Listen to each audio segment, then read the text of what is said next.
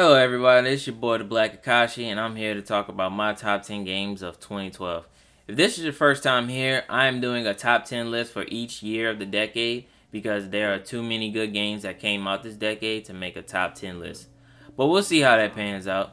I'll leave a link in the video so you can start from the beginning. So without further ado, let's get to it.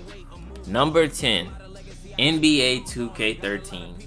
The last good 2K game in my honest opinion, because I haven't played the franchise since 2K14. But I still love the franchise though. Even though they're trash now. I used to love playing this game with my friends. Like, we grinded for many hours playing my player, my association, my team, the 3v3 experiment before the park even became a thing. The soundtrack was amazing, and I was a lethal 3-point shooter, all thanks to Ray Allen's shot. They used to call me Wet Draws because of it. If anybody I know that's watching this video, I feel like I deserve to explain why I don't play 2K anymore. So, story time. I remember back when 2K14 was announced, and I remember seeing the gameplay for it, thinking, damn bruh, this game looks beautiful. I cannot wait to play it. Now, I didn't know at the time that the 360 version was literally just gonna be a copy of 2K12. I don't want to say 2K13 because 2K13 looked a lot better than 2K14. But I didn't know it was gonna be two different versions of the game. So when I played it, I was like, what the hell is this?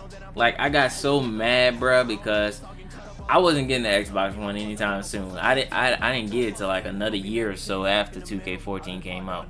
So I was like, F this series, I'm done.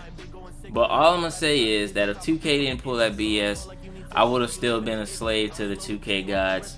And but I ain't really tripping over it because seeing how 2K is now, and my friends always telling me that they're gonna drop 2K and that they're done with it, but they never do it.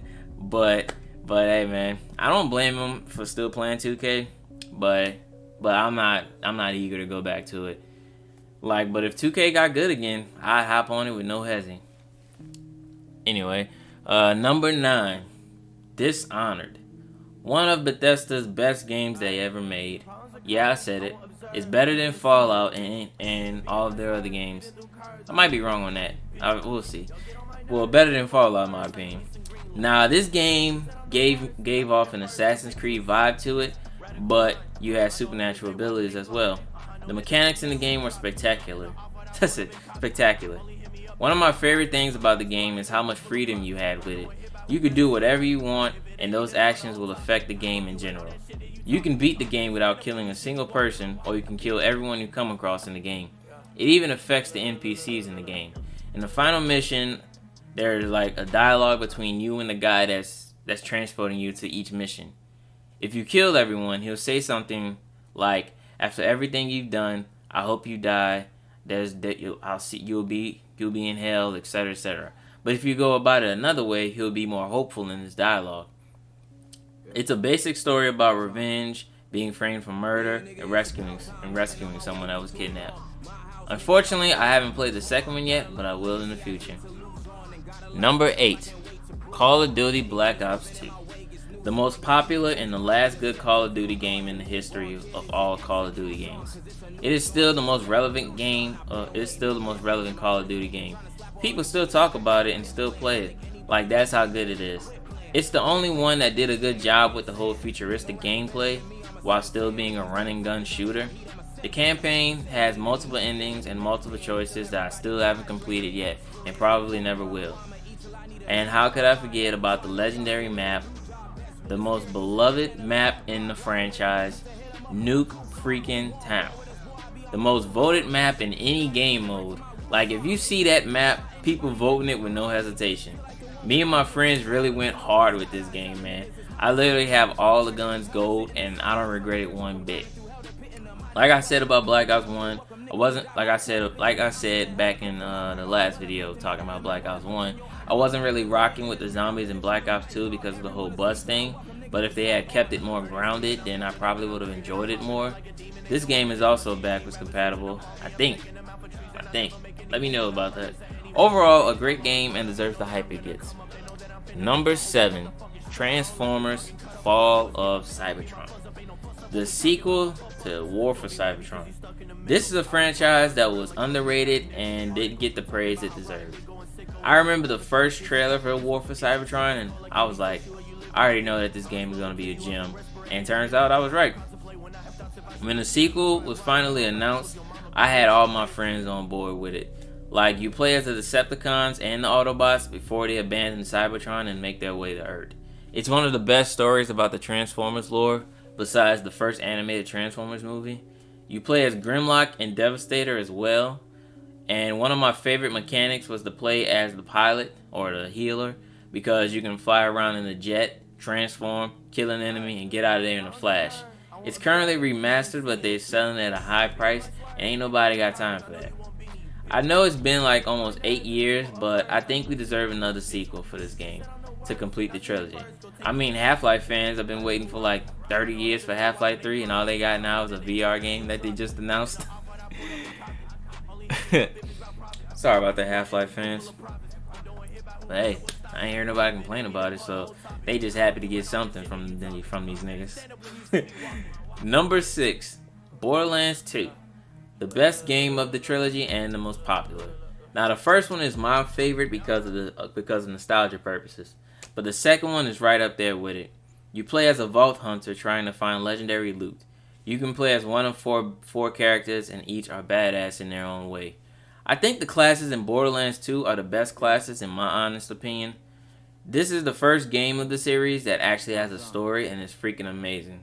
The first game was more about the gameplay and not the story, but the sequel took the first one and blew it up into something beautiful. It was a great game. It was a great game and had a great villain and one of the most popular villains of the decade. Handsome Jack, the guy you love to hate, and the guy you hate to love, and the guy you couldn't wait to kill. Me and my friends clocked major hours into this game, and we'd argue over who got to play as Zero just because of how badass he was in the introduction of the game. One of the best multiplayer games to play with friends, and during that time, and it was also a great game.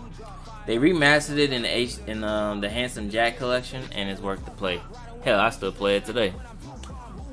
Number 5, Far Cry 3.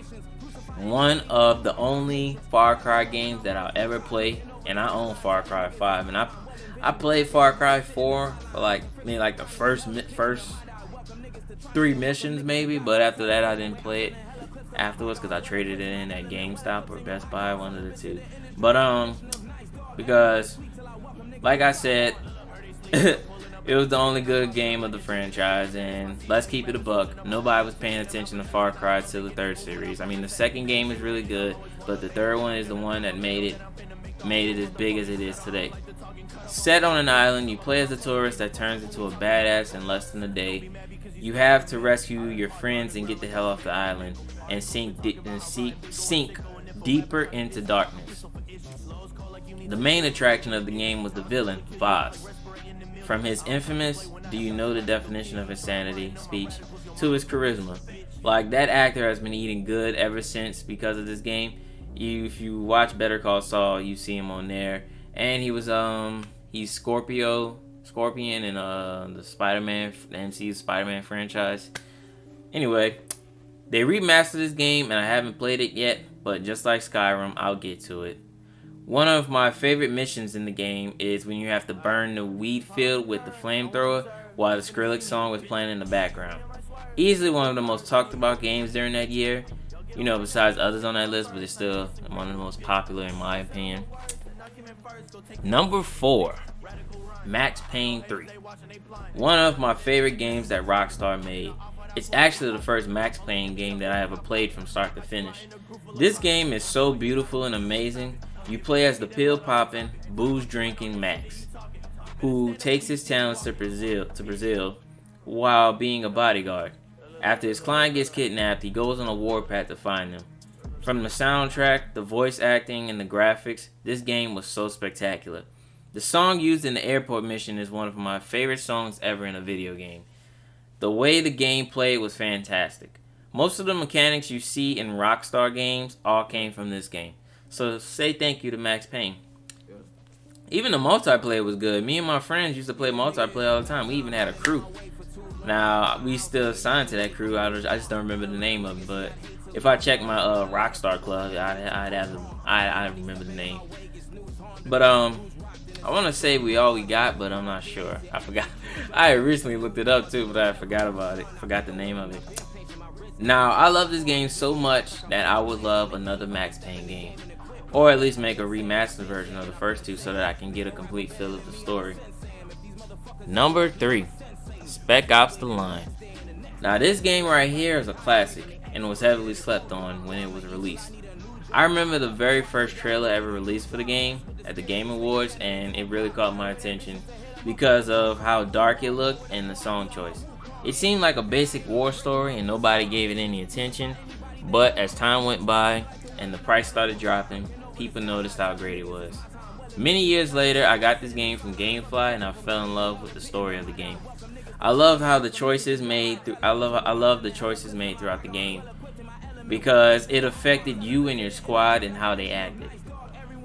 For example, in the beginning of the game, the comedic guy would crack jokes and everyone seemed normal and fine.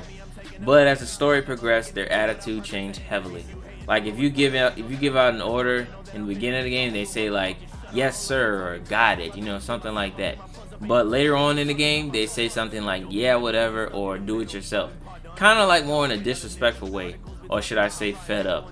One of the most talked about moments in the game is the white phosphorus scene. It's so heartbreaking because there's nothing you can do about it and it's unavoidable. Like no matter how many times you try to avoid it, you can't. It's a real psychological type of game and it makes you question what's real and what's not.